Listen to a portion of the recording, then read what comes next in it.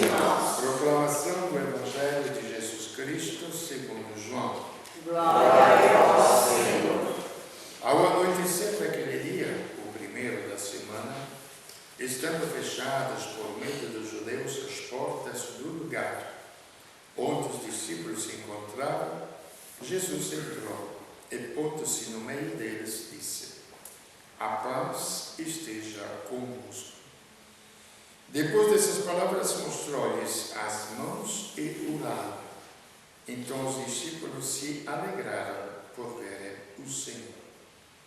Novamente Jesus disse: a paz esteja convosco. Como o Pai me enviou, também eu vos envio. E depois de ter dito isso, soprou sobre eles e disse: recebei o Espírito Santo.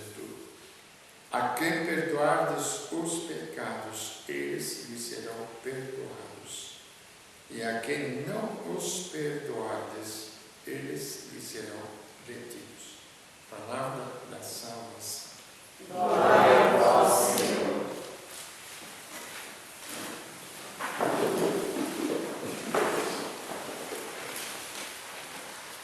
Bom, vamos começar primeiro na festa do Espírito Santo, que a gente diz, não é? Mas às vezes não entendemos bem o que vem a ser este presente que Deus nos deu. Como a vida foi um presente que nossos pais nos deram. Nós éramos nada.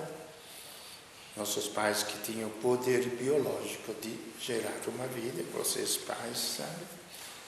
Nos transmitir a vida que eles tinham.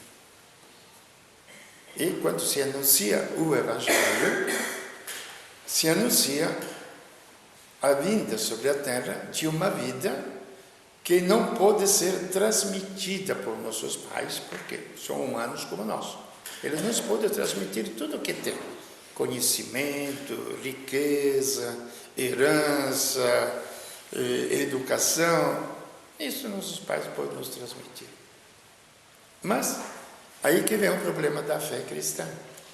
Se nós acreditamos que existe outra vida, não outra vida além desta, que nós morremos, aí começa aquilo que a gente chama de eternidade. Geralmente o povo acredita nisso, não é? Ou pelo menos sente fortemente dentro de si isto, não?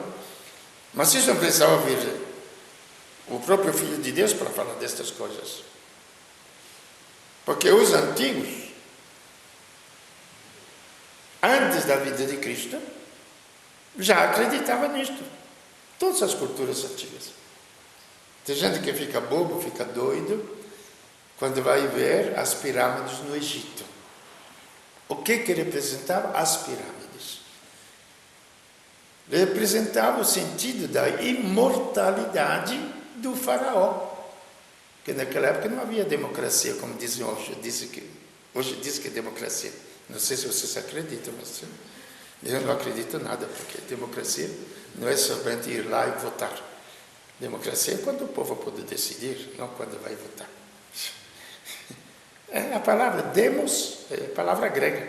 Demos quer dizer povo. Kratos, krates, quer dizer poder. É o poder ao povo.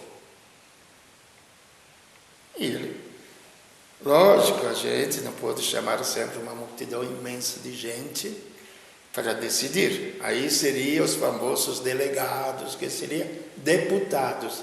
Quer dizer, eu te delego para você decidir na Assembleia, minha vez. Mas parece que essa gente que vai lá não entendeu bem o recado, não é? E também as pessoas que, desculpa, é uma explicação humana, mas é bom, porque senão a gente se perde. E as pessoas também que votam, muitas vezes não votam por interesse da comunidade, porque aí que vem os dons que Deus nos dá é para servir para toda a comunidade. Isto muda completamente o sentido. Porque também quem vota pelos seus próprios interesses. Não vota visando a comunidade toda. Entendeu? Bom, este é um aspecto humano das coisas. Então, os faraó, por que falei isso? Porque os faraó era considerado filho de Deus. Então, ele, para se dar um ar de Deus, mandava construir esses monumentos imensos, onde a população toda trabalhava como escravo, porque sendo imortal o faraó, também ele se sentia melhores. Outros povos também tinham, outras culturas, tudo. Todos esses povos que vocês ouviram falar, é toda aquela região lá do Oriente, que atualmente seria Síria, Líbano, Turquia, Irã, Palestina, e que mais Arábia, toda aquela região. Eram os povos que habitavam lá, e mais os romanos que vinham, e da Líbia, da África, que era uma mistura de povos lá, em Jerusalém. E todos ouviram a mesma língua. Qual é a mesma língua que todos ouvem? Vocês conhecem? Do coração.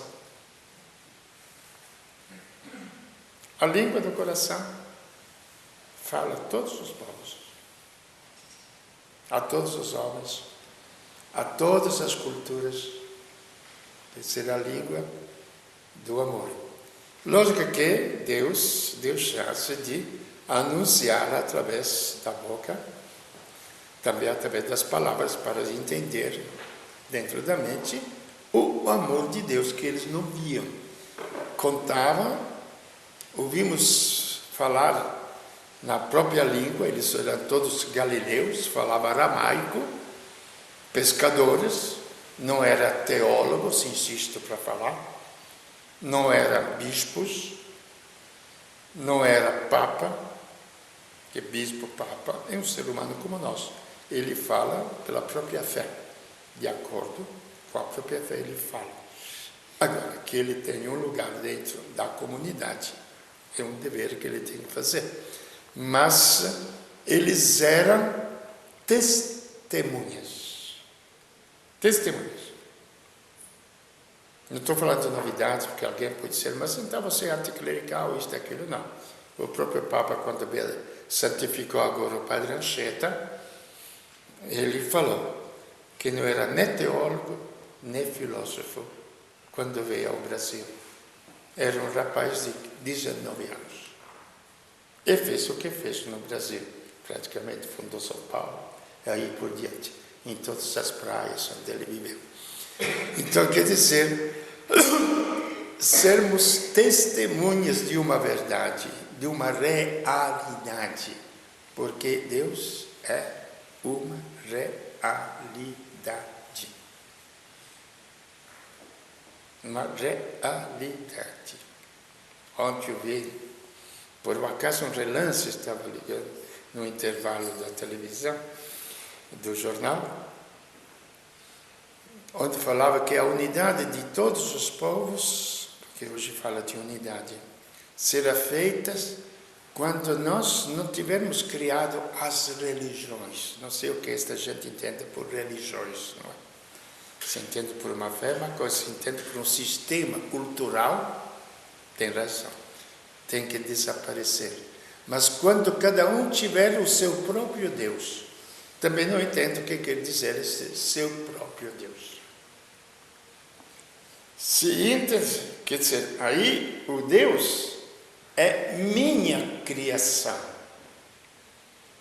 Não é algo que existe independente de mim. Para mim, o que eu entendo, criar o próprio Deus, é que a gente fala, eu penso assim, não, você não pensa nada. Não é você que cria Deus. É Deus que criou você. Então, é uma realidade na qual você acredita ou você não acredita nessa realidade. E a unidade entre todos os povos, exatamente como foi feito pela língua, que todos entendiam a mesma realidade, será feita não porque cada um de nós pensa a sua maneira, então sai fora daquele sistema religioso, porque aquilo sim cria brigas. Cria brigas. Crente contra católicos, católicos contra crente, dentro da própria igreja, carismáticos contra os grupos, aí por diante. Mas isso, gente, não é religião. Não é religião. Quando estava em Jacareí, vamos falar de coisas práticas e reais. Eu era reitor do seminário. E naquela época não era o bispo que sustentava o seminário, a gente se virava. Tinha 18, 19 seminaristas, os padres que vocês conhecem, Cláudio, Rinaldo, etc., estavam comigo lá. E a gente se virava e a providência ajudava. Quem me ajudava a manter os seminaristas era um grupo de crentes. Seminário católico, gente. Um grupo de crentes. E a gente ajudava eles a manter uma casa de recuperação de drogados. Um grupinho desses mais pouco fanáticos, dos morros, grupo de crentes assim de jovens, naquela época estava construindo hospital, então meu nome tinha ficado meio famoso assim, vieram me procurar se eu aceitava rapazes, jovens, crentes, escolher um padre católico para ser premiado na igreja deles como o homem do ano de Jacareí. Vocês não sabiam, não foi? Os crentes. Qual era a língua comum? Era o trabalho em favor daqueles que precisavam na cidade de Jacareí. A língua comum, repito, é o amor. E Deus é amor, porque Ele nos dá esta capacidade. Eu, como pessoa, poderia ser egoísta mais do que os outros, egocentrista mais do que os outros. Deus me deu este dom de olhar para os outros. Então, o dom dele não é merecimento meu. Já senti momentos terríveis de egoísmo, de fechamento, que se dane o resto do mundo. Já passou pela minha cabeça várias vezes. Não me deixei levar, mas passou. É um dom de Deus. Então, quando se fala a vinda do Espírito Santo, exatamente é um Espírito Santo. Desculpa a frase que eu vou falar. Não é espírito de porco. É Espírito Santo. E quando você tem Espírito Santo, você tem pensamentos maravilhosos. Você não tem angústia. Você não tem vazio. Você tem pensamento de bondade para com todos. É lá que é o centro da nossa vida, não é o corpo.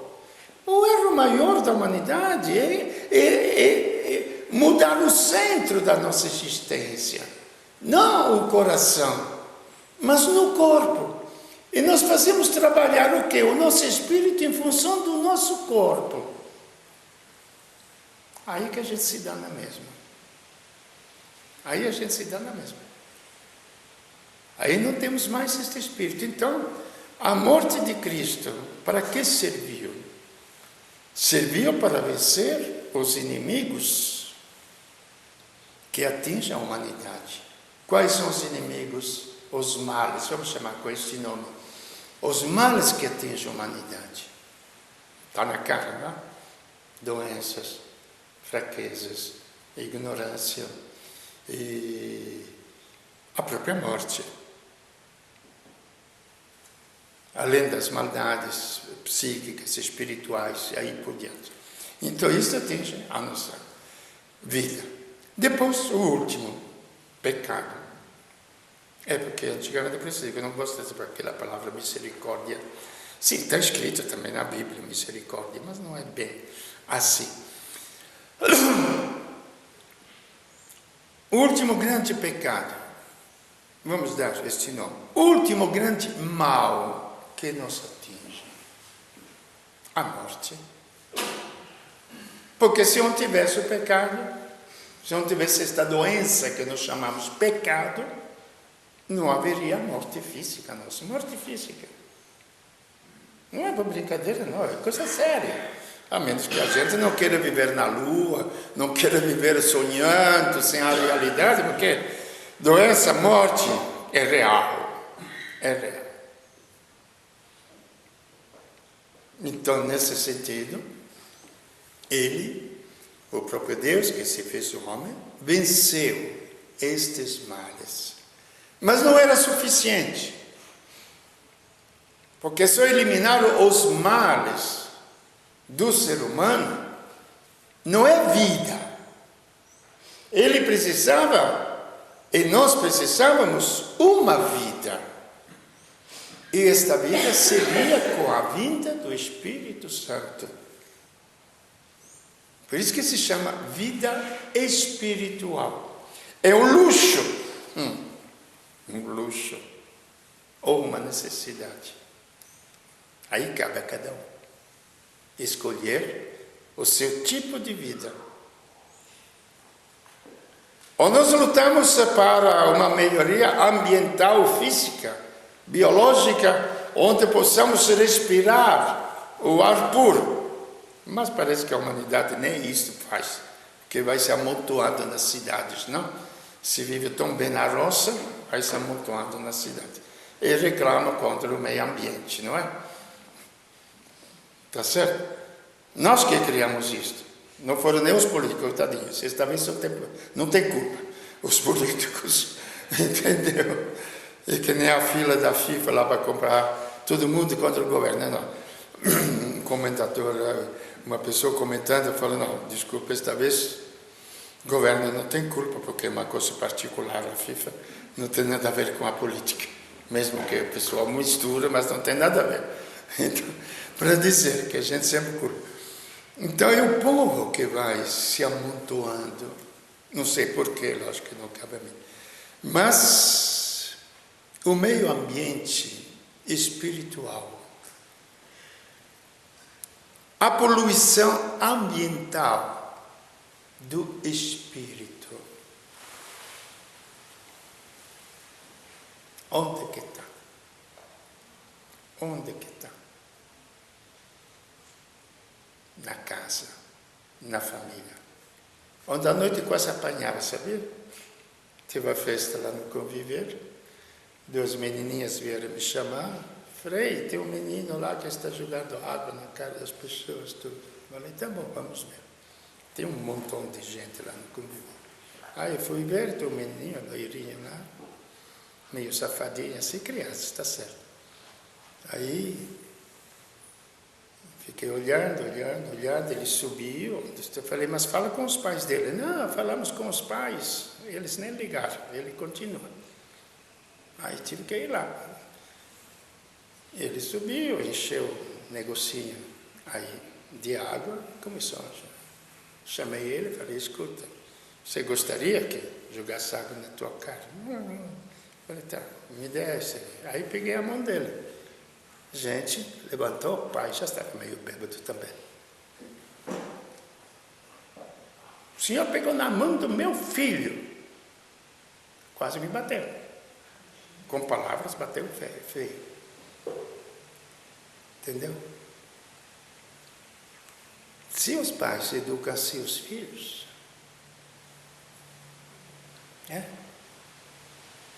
se os pais educam seus filhos, gente, o que vai ser o futuro da humanidade? Entendeu? Então, nesse sentido, o ambiente espiritual já de educação humana, mas ainda um ambiente de espírito nosso. Quem que pode arejar o nosso espírito? Somente Deus. Somente Deus. Então, como eu disse para vocês, ia começar no intervalo, a quem perdoardes os pecados serão perdoados. Acho que eu já contei outras vezes, mas como o povo é sempre diferente, eu vou repetir. Um dia me chamaram lá em São José um amigo que já faleceu, era delegado lá em São José. Falou, Frei, tem meu amigo, muito amigo, era pobre, ficou rico, morava naquela época no Nacional, era um dos poucos prédios de São José, lá o Nacional, que quem morava lá era luxo, não é? Aí, dos poucos prédios, morava lá, depois, mas estava com câncer, as últimas lá no Policlínico. E ele está no fim, só que ele não gosta de padre. Falei, tá bom, e com isso? Se não gosta de padre, o que eu vou fazer lá? Não, mas você acha que ele aceita? Falei, por quê?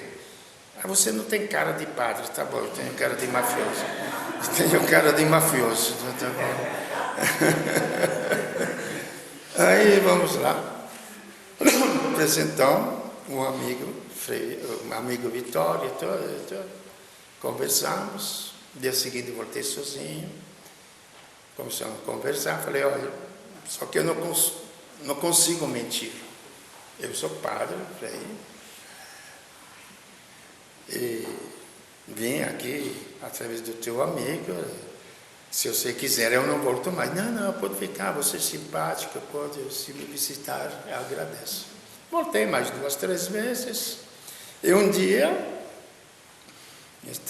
pode sentar, vai sentando aí. E um dia, eu tinha um retiro Jacareí, mais de 100 pessoas.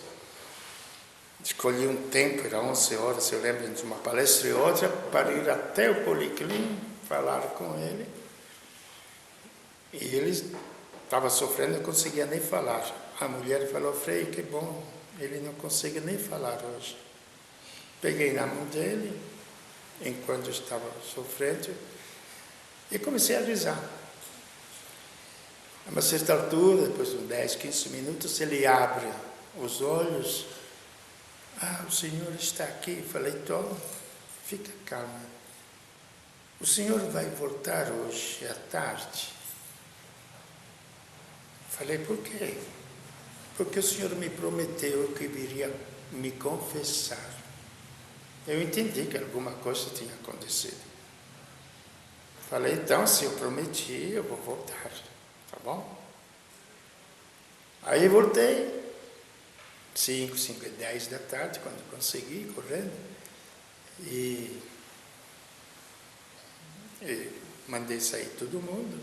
Ele confessou, imagina como confessa o moribundo. Não entendi uma palavra, mas confessou. O coração dele queria se confessar. Aí de absolvição, tudo. Abri a porta do quarto, chamei os parentes, tinha chegado outros parentes, falei, pode entrar. E eles ficaram na porta, como se estivesse aí na porta. Falei, pode entrar, já acabou a confissão. Não dá para entrar. Falei, por quê? Porque aqui dentro tem um ar, a gente respira uma paz infinita, imensa. A sensação que a gente tem é que aqui é como aquela noite que os anjos anunciaram aos pastores que tinha nascido Cristo na gruta de Belém, e a paz, anunciar a paz ao mundo. Obriguei eles a entrar no quarto porque não conseguia falar, tem uma paz imensa. A paz era Deus que tinha entrado no coração daquele homem doente, moribundo. Era o próprio Deus. Compreende? Então, quando se fala a quem perdoardes os pecados serão perdoados, é coisa séria. Eu, como sacerdote que confessei tanto tempo, tenho experiências imensas, infinitas. Quantas pessoas confessavam com seriedade. Quando começava só para... aí não tem problema. Aí não funciona nada. Compreende? Mas, quando confessava com seriedade, era uma mudança total. Que o Espírito de Deus invade o coração humano. E o Espírito renova, como quando você está com uma grande angústia, imediatamente chega uma alegria imensa, uma esperança nova, um futuro novo na vida. Tudo se abre-se. Isto é a vinda do Espírito Santo. Como disse, não bastava eliminar os males da humanidade. Prestemos bem atenção a isto. Não bastava tirar as doenças físicas, psíquicas, materiais, espirituais. O que Cristo fez. Por isso que nós temos Ele na cruz. Que foi exatamente naquele momento que Ele assumiu sobre si todos os males da humanidade. Ontem, me voltam as coisas na cabeça, estava meditando a agonia de Cristo, pensando, tentando de entender quando fala que Ele se ajoelhou, e uma angústia, Ele já tinha falado aos apóstolos, o meu coração está angustiado. E uma angústia tão grande que saíram dele como gotas de sangue que jorraram, que caíram até o chão. Imagina vocês a angústia.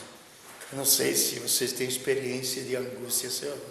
Eu tenho experiência de céu e de inferno. Então, eu tenho uma experiência de angústia, mas eu cheguei a suar frio, gelado. Quando me toquei aqui, estava molhado, mas era gelo, como se tivesse posto gelo nos meus braços. E ainda lembro pouco, que quase morri no fundo. Somos infinitos, gente, imensamente infinitos, no nosso espírito. No corpo, somos coitadinhos. Nós que valorizamos tanto o corpo, somos uns pobres coitados. No espírito somos infinitos. Aí imaginei qual deve ter sido a angústia de Cristo, ele que era a luz do mundo, a luz que se transforma em trevas. Ele assumiu sobre si as nossas trevas. Esta foi a obra, a grande cirurgia que eu chamo do mundo, que Ele fez e realizou na cruz. Então, isto não bastava. Precisava uma vida. A vida de Deus que veio sobre a terra, na humanidade. E esta veio pelo Espírito Santo, que inunda todas as coisas, unifica todos os corações. Porque é como se numa escola, onde todo mundo estuda e consegue aprender toda aquela lição, foi a ciência que unificou todos os alunos. Eu lembro, nós tivemos um professor de matemática muito bom, e a gente gostou tanto da matemática, até aqueles que não gostavam. Éramos 4 ou 5 que gostavam muito, mas até aqueles que não gostavam começaram a gostar de matemática, coisa que quase ninguém gosta, não é? E aí nós antecipamos de um ano o nosso currículo de matemática na escola, coisa nunca vista nos alunos, porque a ciência nos acumulava e a gente passava o recreio que nós tínhamos conversando de matemática. Era o mesmo assunto. Então o Espírito de Deus cria a unidade no mundo. Não é um simples desejo. O desejo pode existir, mas a realidade não. É preciso uma realidade clara, que una todos os homens de todas as culturas, de todas as idades, de todos os níveis sociais.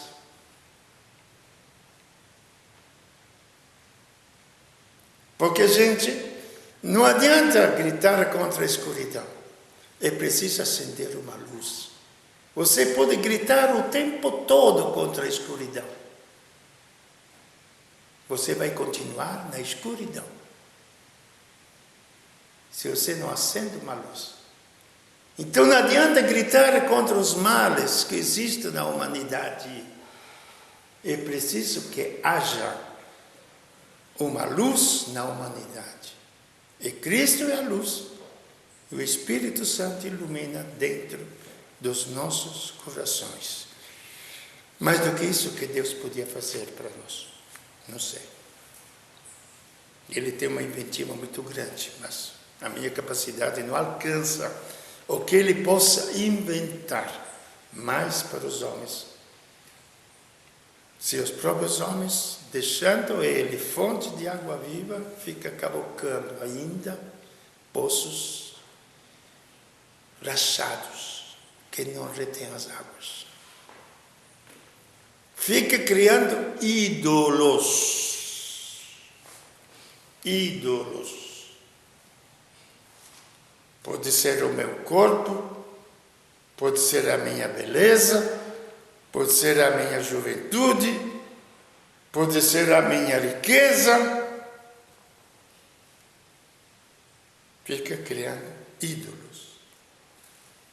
Quando somente Deus é fonte de água viva, que sacia a mente, o coração e a alma do ser humano.